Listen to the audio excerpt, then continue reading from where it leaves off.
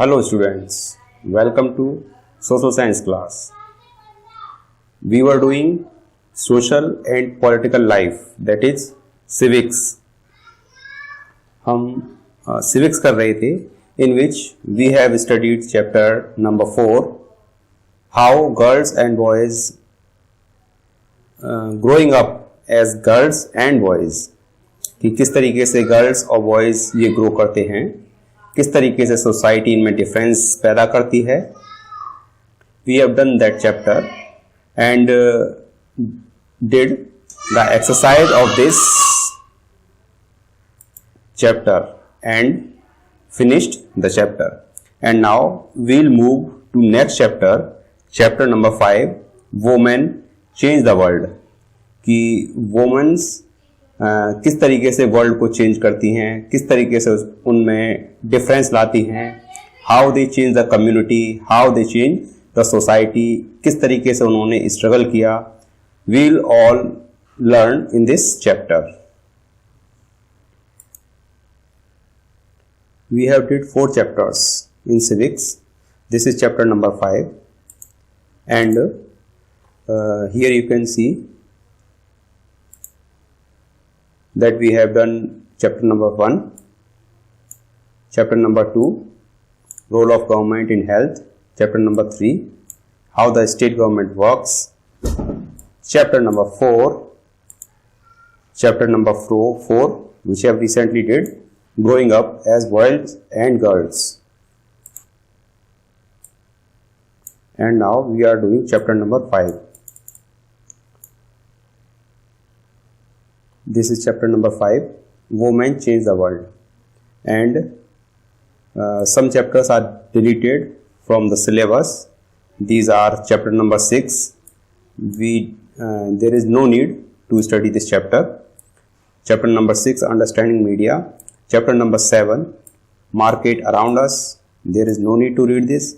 And chapter number 8, a shirt in the market. Okay. These 3 chapters are omitted from the syllabus. And chapter number 9, we will study this after chapter number 5. Okay.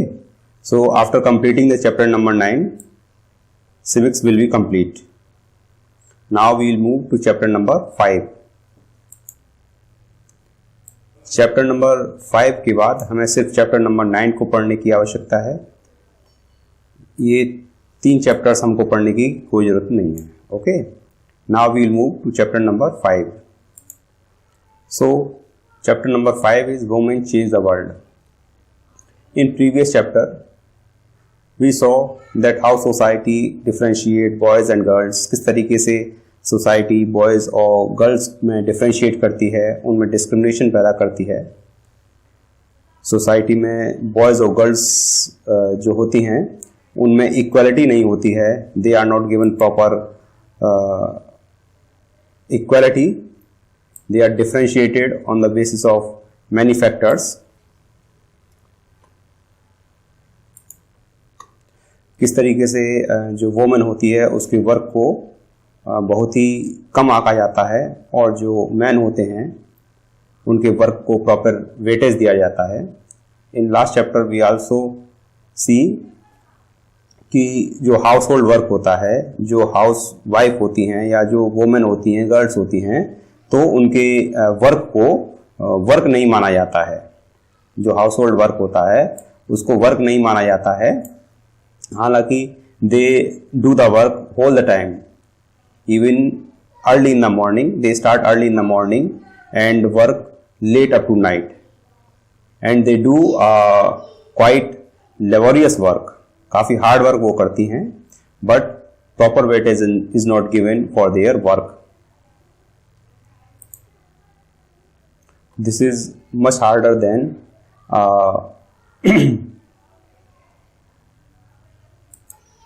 This is much harder than a full time job. ये full time job से भी ज़्यादा harder होता है. और there are no specific hours for this work. Household work के लिए, घर का काम करने के लिए कोई भी स्पेसिफिक आवर्स नहीं होते हैं. वो पूरे दिन ही काम करना पड़ता है और it is harder than full time job. जो फुल टाइम जॉब होती है उससे भी ज़्यादा हार्डर होता है, बिकॉज जो पर्सन फुल टाइम जॉब करता है that gets some of the time, but जो हाउस होल्ड वर्क है उसमें लेडीज दिन भर and even late in the night they do the work, वो काम में लगी रहती हैं and their work is underestimated, और उनके जो भी वर्क होता है उसको प्रॉपर वैल्यू नहीं मिलती है एंड इवन उनके वर्क को वर्क नहीं माना जाता है। Okay,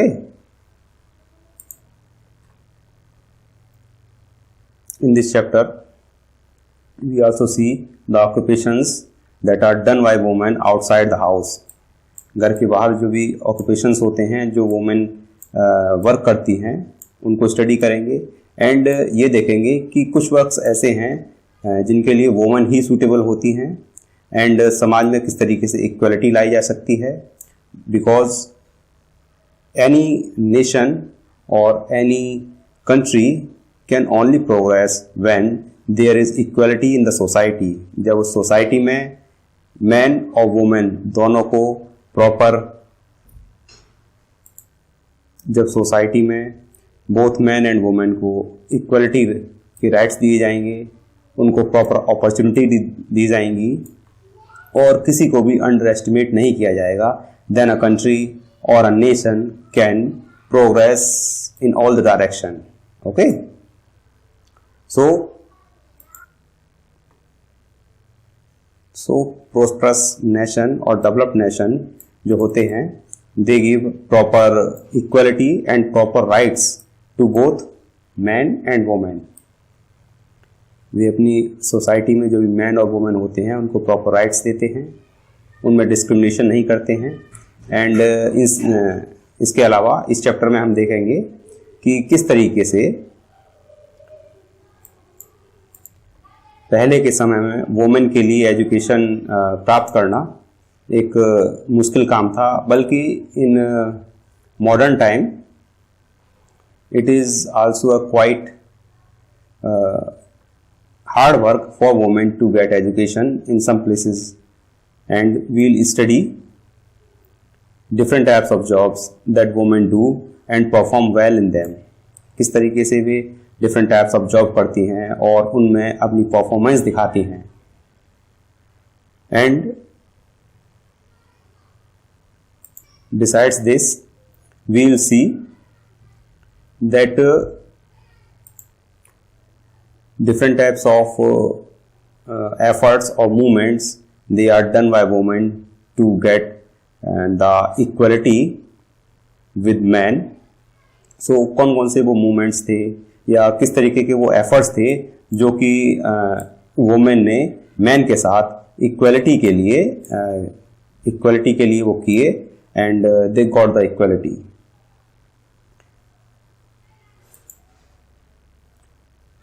Okay, so before moving ahead, first there is a work for student, interesting work. In this boxes, student have to draw the images of a farmer. You can see in this box, student has to draw the image of farmer। कि farmer की एक sketch type में आपको बनानी है। आप factory worker, किसी factory में काम करने वाले वर्कर की इमेज इसमें आपको बनानी है। अ नर्स, एक कोई जो नर्स होती है who serve in the hospital, उसकी इमेज बनानी है। एक साइंटिस्ट, एक जो साइंटिस्ट होता है जो रिसर्च करता है डिफरेंट टॉपिक्स पे, उसकी इमेज बनानी है। एंड अ पायलट, एक जो पायलट होता है जो प्लेन या ट्रेन चलाता है, उसकी इमेज बनानी है। एंड अ टीचर, एक टीचर जो आपको पढ़ाता है उसकी आपको इमेज बनानी है। So after doing this work we will see which type of image do students form, किस तरीके की इमेज वे स्टूडेंट्स ड्रॉ करते हैं। And we will observe that the image which are formed by students is either a male और female, यानी कि जो इमेज स्टूडेंट के द्वारा बनाई जाती है तो स्टूडेंट उस इमेज को एक मैन की बनाता है या एक वुमेन की बनाता है। And we will see that most of the student will form the image of a nurse of a women, mostly women की इमेज नर्स में बनाई जाएगी। फार्मर की image mostly it will be a male, एक man ही होगा जिसकी image बनाई जाएगी। फैक्ट्री वर्कर में भी एक मैन की इमेज बनाई जाएगी। साइंटिस्ट भी जनरली मेल की इमेज स्टूडेंट्स बनाएंगे। Okay, in teacher they can make both male and female, man और वोमेन दोनों की इमेज स्टूडेंट्स बनाते हैं। We'll observe this. Okay, and pilot mostly man की ही इमेज में बनाई जाएगी। After doing this we'll move to a chart in which we fill that जो इमेज बनाई गई है वो मेल की है या फीमेल की है। So we'll see that nurses are mostly female, इसमें फीमेल की ही इमेज बनेगी। एंड रेस्ट ऑफ द जो भी ये टॉपिक्स हैं इनमें मेल की इमेज बनाई जाएगी। Mostly this is a thinking, this is a stereotype in student और in family. You can see in this image, this is the image of farmer, but mostly student ये image एक man की बनाएंगे। Although women plays a important role in the farming, man के साथ में काम करती है women। This is the field of corn field, जो मक्का होती है उसका ये खेत है जिसमें ये women वर्क कर रही हैं। But the image will be created that will be of a male. Okay, so ये एक तरीके की थिंकिंग है कि फार्मर है तो वो मेल ही होगा। You can see how students have make the image. It is generally a class work, but due to online classes it is not possible to take the data. So this is a sample, ये एक तरीके का sample है। You can see कि nurse की image में सारे students जितने भी थे 30 स्टूडेंट्स थे तो उन्होंने 30 ने ही फीमेल की इमेज बनाई है। एंड टीचर में मोस्टली फीमेल की इमेज है, कुछ मेल की है। फार्मर में सारे फीमेल एक भी नहीं है और मेल सारे हैं। साइंटिस्ट में mostly there are male and in pilot mostly males. So you can see कि सोसाइटी में किस तरीके की धारणा बनी हुई है, किस तरीके की स्टीरियोटाइप है कि जो वोमेन होती हैं वो वर्क को ठीक तरीके से नहीं कर पाती या फिर they are not fit for the work. So in the next topic we will see fewer opportunity and rigid expectation, यानी कि वोमेन के लिए अपॉर्चुनिटी बहुत कम होती हैं लेकिन उनसे एक्सपेक्टेशंस बहुत ज़्यादा रखी जाती हैं।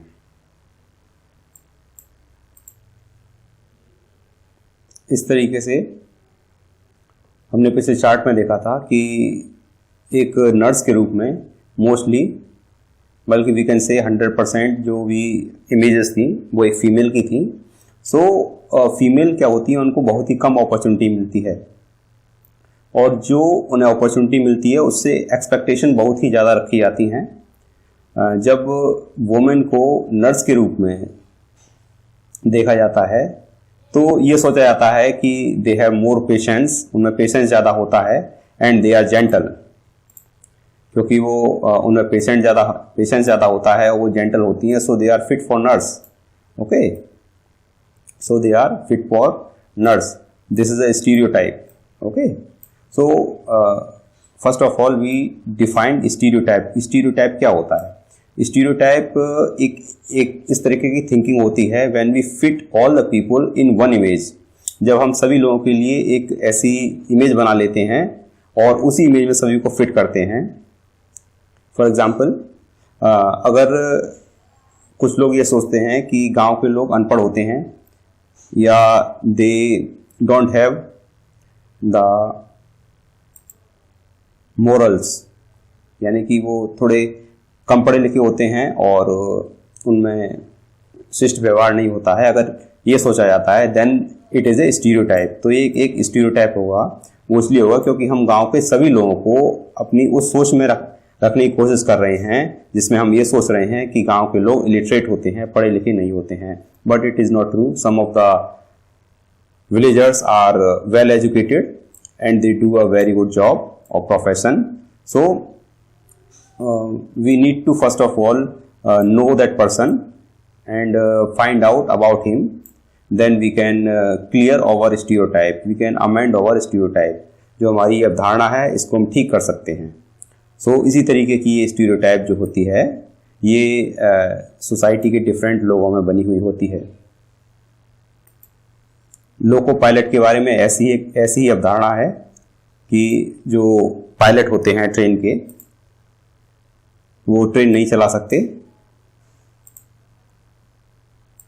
But you can C in this picture that she is a woman. ये वुमन है and she is the first woman. His name is Lakshmi Lakra. Okay, and she is driving the train. She is the first pilot of Northern Railway. Northern Railway की पहली pilot हैं. ये सबसे पहली pilot हैं जिन्होंने जो है लोको पायलट बनी और ट्रेन को चलाया. You can see in the picture. Okay, so धीरे धीरे सर्कमस्टेंसेस चेंज हो रही हैं, परिस्थितियां चेंज हो रही हैं और सोसाइटी में बदलाव आ रहे हैं. वुमेन मैन की तरीके से वर्क कर सकती हैं. ओके, और and they have same capability as that of man. So ये धारणा अब धीरे धीरे क्लियर हो रही है. But for doing this women need to work hard. उन्हें काफी हार्ड मेहनत करनी पड़ती है. Because they don't get same opportunity as that of boys or men. उन्हें बिल्कुल वो अपॉर्चुनिटी नहीं मिलती हैं, वो परिस्थितियां नहीं मिलती हैं जिससे कि वो उसी परिवेश में कंपटीशन कर सकें. So they face a little more problem. And this is the first part of this chapter. We will do this chapter in about 3 parts. And on the next day we'll move further and cover next topic.